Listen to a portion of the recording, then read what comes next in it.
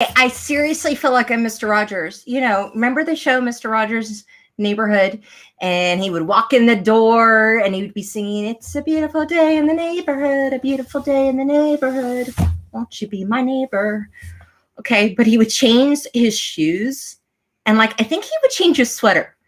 So I came down here to do a quick video to my warrior women, and I was like, oh my goodness sakes, I left my baseball hat up at the house. Well, any of y'all who know me well know that I always wear like my little baseball hats that say blessed or living on a prayer or whatever. Well, I got down here and this is my happy hat. My mom makes these in the wintertime. So here it is in the summer and I'm wearing my mom's winter happy hat. So I could come on and say hey to you. Okay. So I'm so excited right now. I feel like a kid. I feel like a kid. Do you feel like a kid? We need to feel more like a kid. I think that is one of the things we've got to do to battle our pain is number one, find your people who like totally get you. A lady like had posted on this support group and said that her doctor was like, didn't know what to do with fibromyalgia and there was no medicine for it. And I'm sitting there going, are you kidding me? So anyways, a bunch of people helped her and was like, girlfriend, you totally need your doctor, a new doctor. And so anyways, that's what she did. But dun, dun, dun, dun, dun, I wanted to show this specifically to y'all freedom warriors. Look what came in the mail. I'm so excited, y'all, because, we've been doing our class in August and in September, we're continuing, right? And I know I gave you like the workbook to download and print out, and you could put it in your binder. However, I have this on Amazon right now, and I did the price really low, so that way it would be really inexpensive for you to print out. So anyways, I just wanted to show you here, like, is an example of like our little journal and our worksheets that we're going to do. And I totally forgot. Look what I did. I am into like doing these like really faint outlines so that way you can like design or color them in or rip them out and decoupage them like on your like wine bottles or like things like that, because that's coloring page right there. So in the back of Power of Your Thoughts, you can't see it, but like the best is yet to come. And I was showing Kurt, I was like a little kid. I was like so excited. And I've done a lot of books, but I am really excited about this one. Every expert was once a beginner. Oh my goodness sakes. So if you want to get in on this class, you need to get on my wait list because I might be opening the doors for like 48 hours, but only to y'all who sign up on the wait list.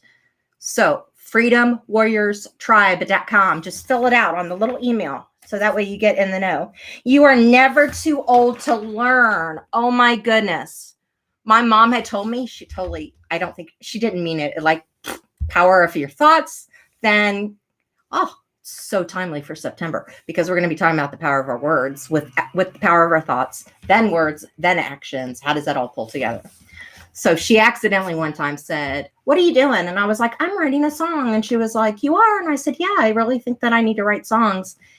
And this was like 12 years ago. And she goes, well, if that was your dream, you should have started when you were 17.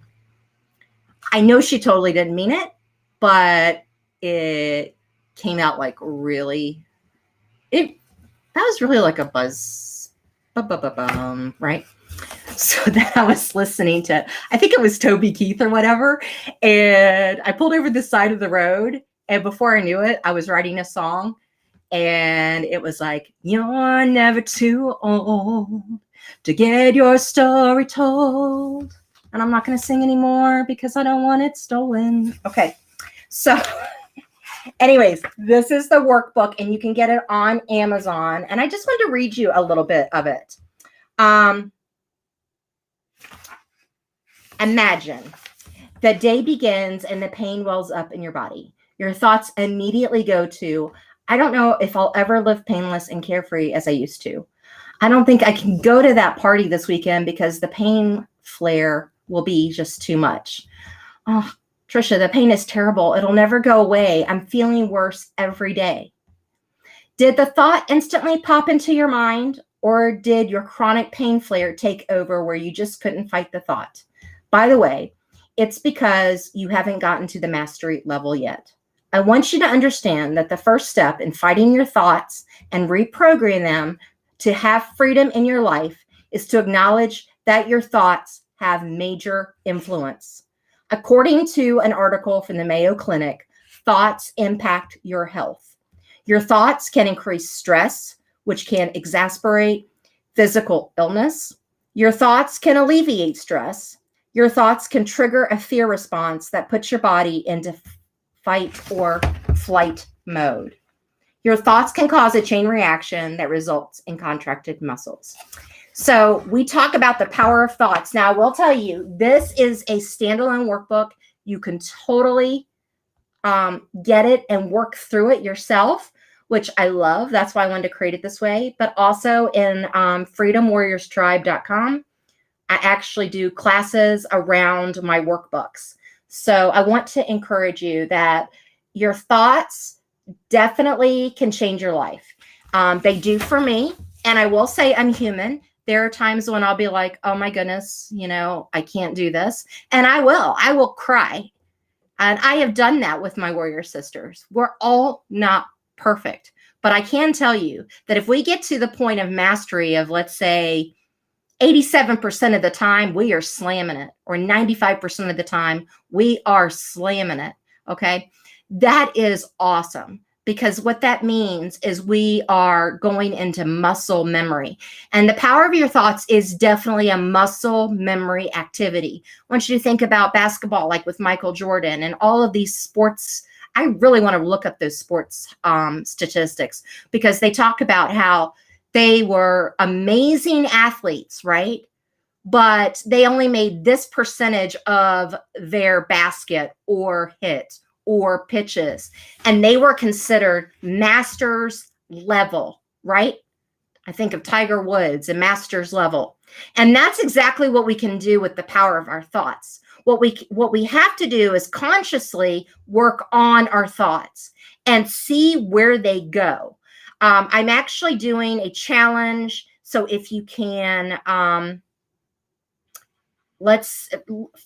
tell you what, friend, go to facebook.com/unstoppable warrior and message me, or you can contact me on unstoppablewarrior.com, because I was thinking about the power of your thoughts. And one of the first exercises I'm doing with some of the folks that don't know me as intimately as some of my other people in the tribe, we're going to do my positive life, which is all just being cognizant of where do we go? Where do we go in our brain when we're tired? Where do we go when we're hungry? Where do we go when we're stressed? Where do we go when we're just feel like we're not enough, right? And I wish I had that journal in front of me, but I don't. But it's on Amazon. It should be under TrishaAndresenBooks.com. But if you go to Unstoppable Warrior, it should be able to start linking you over there, okay? But first of all, we have to see, where do our thoughts go? And when we start realizing and we become mindful of where do our thoughts go, like, okay, when I worry about my son, I go to this. Here's a good example. Last night, my mom was sick, so I went over to her house and did a sleepover. And so I was worried about her, right? So this morning I left because my husband needed the truck, so I went home. And I left her sleeping, and I left her a little note, and I said, Mom, have your breakfast and call me after you have breakfast. I love you. I needed to get home. So, because I never leave her when she's sleeping, but she had a rough night, but in the middle of the night, she was like, I'm feeling so much better and everything. So she went to sleep. Well, today when we were at home, I started trying to call my mom, and it went to voicemail. It kept going to voicemail. And I was like, that is so not my mom, because my mom calls me every day. We talk probably anywhere between 1 and 3 times a day. I know, a lot. We're really close friends as well as mom and daughter. And so anyways, I didn't hear from her and I was worried sick. And I'm like, Kurt, we're going to have to go down there. I'm going to have to drive. We're going to have to drive down there. So we drove, we got on the highway. She only lives like 20 minutes away. But anyways, I finally got her and she was like, oh, I'm just at Walmart and I'm going to go get my medicine at Walgreens. And, and I'm like, Mom, you worried me sick. Oh my goodness. Now that is your thoughts, right? Now that's normal to be stressed out and like love your loved one where you get really worried because she actually has diabetes and I didn't want her blood sugar to go low because she had been sick and I didn't want her to oversleep or maybe she didn't have something in her stomach to help her diabetes. So that's why I was worried. So yes, my thoughts went there. Guess what? A little bit later, my thoughts totally went to chocolate. Now, y'all know, I don't know if you know this, but I have like written in my journal, like, dear Lord, please make me feel like I want to throw up. And I have this terrible, rancid thought and image in my mind when I think of bakery foods and chocolate, because I'm like that. I feel like that's my last little pain, or should I say chain that I need to break, that I want to break in my life, right? So what I realize is when we slow down and we look at where our thoughts originate, we can then become mindful of the activities and the words that come out of our mouth. And it makes me think, I told my Mom, you worried me sick. This is the woman who, really? You worried me sick? That's the power of our thoughts with the power of our words. So what that tells me is actually talking this out with you is I have to journal that out, that when I get worried about Mom, what is a positive statement? Oh, Mom, I'm so happy and grateful you picked up the phone. That is the power of our words. So when we start that, what happens is we have to cognitively think about it to swing the bat and do it. So I bet you could talk to any like really conditioned athlete. And when they were 8 years old or 10 years old or possibly T-ball and then went into baseball, they had to practice over and over. Okay, how do I stand before I hit? Wait, what's my hips? How do I stand before I hit? Wait, where's my feet? How do I stand before I hit? So they had to condition from what their coach told them and put into practice how to swing effectively. As they did it over and over and over and over again, then they got unconsciously better. It just automatically, they got up to the plate. They're like focused. They might have had a routine. I remember whenever I would play tennis, I was on a USTA team. I would always hit my hat like this before I served. Ha! No wonder my shoulder. Hello. All right. So I would always tip my hat. I'd always bounce the ball 3 times and then bam, I would serve, right? I got conditioned to where I didn't have to think about pretty much the ball throwing in the air. If I knew that the ball was not positioned exactly right, I would throw it, I would let it, I would catch it, and I would not hit that ball because I had practiced. And so it had gone into my unconscious brain. And I don't believe that we take it seriously about how our thoughts can improve or disqualify us from certain things in our life. And that's why I worked on this book. That's why I have freedomwarriorstribe.com for women who are in chronic pain and invisible illnesses, just like me, but that are business women, that are moms, that are retired, that are widowed and going into another season of their life, or newly diagnosed like I was this year. And we're like, okay, everything has been flipped over on a dime. We thought the remote worked this way, and guess what? It don't anymore. That's exactly what we have to do with our thoughts, because we possibly are in a new season that we have to create not only a new vision, but also our thoughts. And I'm processing this in my coaching, because sometimes we create a vision and then we create our thoughts. But actually, if you go back and you think about how, if any of y'all are parents that have raised children, what did we do with our children when they started walking? We didn't say, hey, vision, walk, in the very beginning. Now, when they started walking, we'd be like, come here, or go get the ball. And then they would think, right? But when they were first starting, I remember Jordan, we had this little stand-up table, and he would do this, and he would get up, and then he would wobble, right?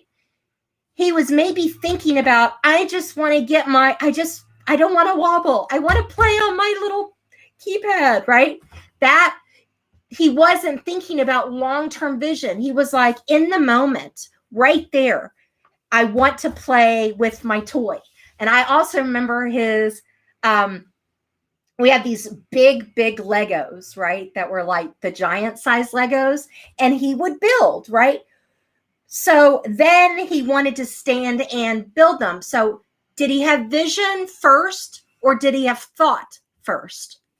I really believe we have thoughts first, because we have to focus in the moment on what we can control, what we need to release and say, oh, we fell down. It's okay. Let me get back up. And we start conditioning our thoughts from day one. And then our thoughts turn into vision. And then when we start Legoing that, right, then purpose and clarity and all of these levels of mastery come through to freedom. Does that make sense? Some of y'all are on the chat and have commented, but I don't see any comments right now. So I'd love for you to, if you're watching on YouTube, please like the button. You can go to happylifeandart.com, because you know what? I believe that a part of my happy life is using art. I'm telling you, I am an art chick. Why else would I have coloring pages in the back? You may not be a colorer, but what I have found is I did landscape art and everything like that in galleries. I told my husband today, I said, you know what? I'm going to have to reprogram the way that I've painted, and possibly do palette knife more, because the long-term brushing is a little bit more challenging. Now, am I saying I'm not doing it? No, but I'm getting real with the moment of where I am right now, where my doctor has said, you know, you might want to rest some of that muscle to calm it down. Do your exercises, but calm that baby down. So sometimes we have to redo the way we do things. And, you know, it comes back to this saying that Wayne Dyer had said, when you change the way you look at things, the things you look at change. That applies to our thoughts. Do we want to change our reality? Do we want to change our moment? Yes, because here's the thing. I may not be able to paint a landscape right now, but I have created some amazing collage art through papers and things that I would have never, ever done before. And now I can turn them into a product line, a home decor line. So sometimes a lady had written on another group, or it might have been my group, where she said, you know, do you feel like your life is totally different and will never be the same again after diagnosis? And I commented, absolutely, it's different, but the difference does not have to be negative. Yes, we may grieve certain things that we may say, okay, that's changed. For example, would I play a intensive game of volleyball like I did in Maui? Probably not. But does that mean that my enjoyment in Maui at Kapalua would be crappy? Sorry to be so direct, because I couldn't play volleyball? Absolutely not. What I would do is I would look at that schedule in the hotel. I would see the properties and all of that. And I might go to one of the plantations and I might take beautiful photography, because that's one of my passions that has come out over the years, right? So instead of playing on the field, I'm observing the field. Now that's powerful. That gave me chill bumps, because we have to embrace the seasons in which we progress into. Often we cannot control the seasons that we progress into. We can change the way we look at them. And I'm not saying that we don't go through a level of grief, because there are the stages of grief. I will say, when you surround yourself with the right people who have the right frame of mind, the right thoughts with you, and have the right empathy around you, then that is where the miracles begin to happen.